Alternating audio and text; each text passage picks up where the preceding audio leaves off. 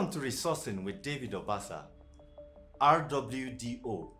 Resourcing is a program where we talk about everything resourcefulness, from human capital resourcing, financial capital resourcing, and the technological developments that enhance resourcefulness.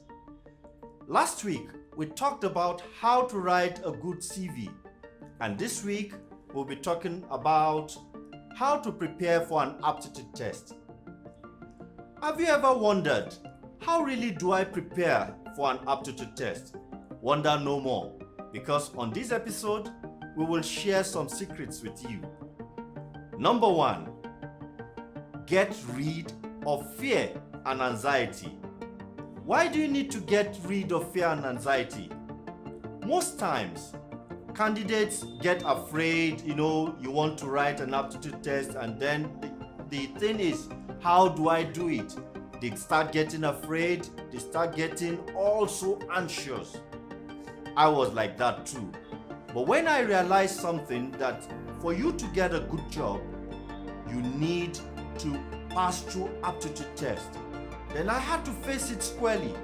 And to the glory of God, I had never failed any aptitude test, and I wrote many.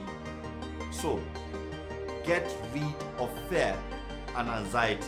Number 2, find out the kind of aptitude test the organization historically favors. Now, the reason is simple. Most organizations subscribe to particular kind of aptitude test, and they normally do repeat questions. Now, they may not repeat the questions word for word, but they may repeat certain questions or the patterns. Now, there are general aptitude tests, different kinds of aptitude tests, but the most common ones are GMAT, GRE, and SAT. These examinations or aptitude tests are available. You can get past question papers and practice with them. Number 3, know your area of strength and weaknesses.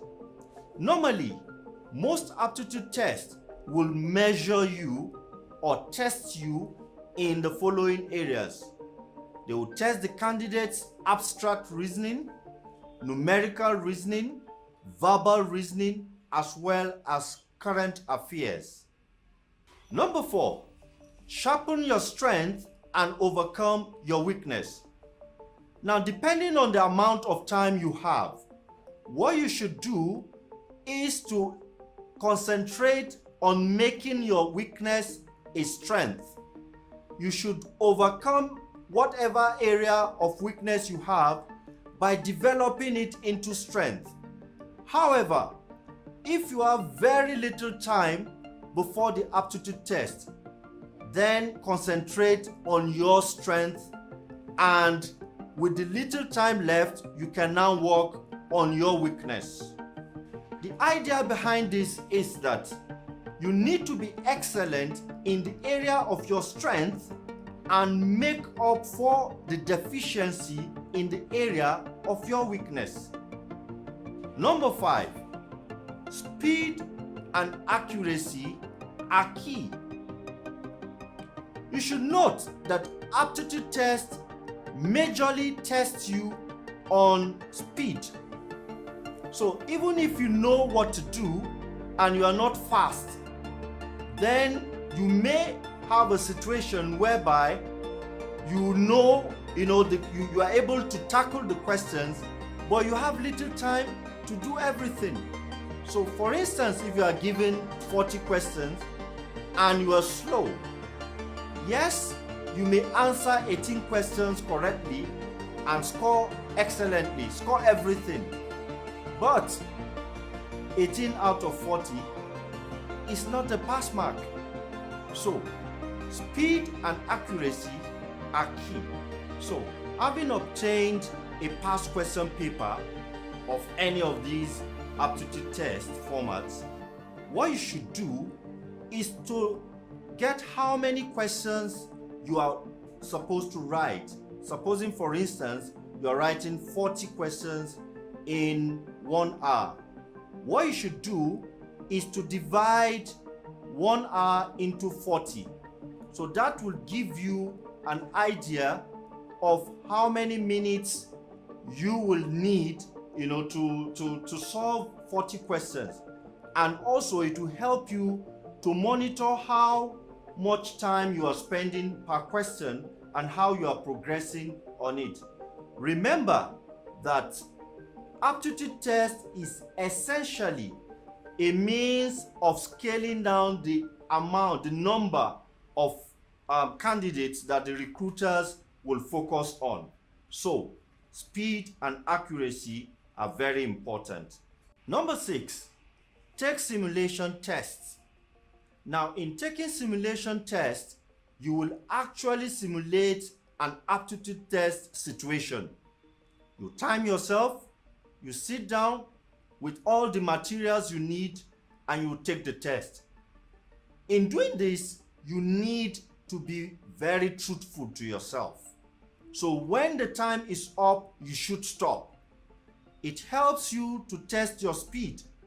It also helps you to see how far you have gone in your preparation, because most aptitude tests would have answers at the end of it all, so that you can mark what you have done and see how good you are. Then it also helps you to know your areas of strength and your areas of weakness, so that you will be able to overcome your weaknesses while still trying to sharpen your strength.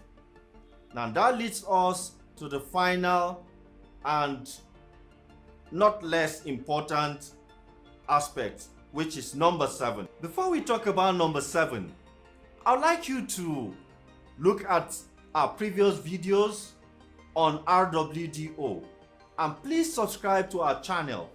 And not only that, we'd like you to share. We also like you to make comments and to make suggestions of topics you would like us to treat on RWDO, Resourcing with David Obasa. So now that takes us to number 7. Jump over questions that may take you more than the average seconds per question to answer, so that you can correctly attend to the easier ones. Now, the idea behind this is this. If you have questions that will be easy for you to treat, take them and go over to the next ones. If you have the ones that are difficult, jump over them and go to the next easy one. The idea is for you to manage your time effectively. Otherwise, you find out that you will spend time on the difficult ones. Even if you get it correctly, at the end of the day, you will have very little time to tackle what is left. Now, what would you have gained if you have spent more than half of your time tackling 1/4 of the entire test? You will have gained very little. So, when you have finished with the easy ones, go over again and treat the difficult ones, so that you would score excellently on the ones you know, and then score fairly on the ones that are difficult for you. And overall, you come out with something good. Thank you for listening to this episode of Resourcing with David Obasa. Next week, we are going to talk about something very important also, and that is preparing for a job interview. I want to implore you again to please subscribe to this channel, share, tell others about us, drop your comments in the comment section, and also make topic suggestions. Please subscribe and like.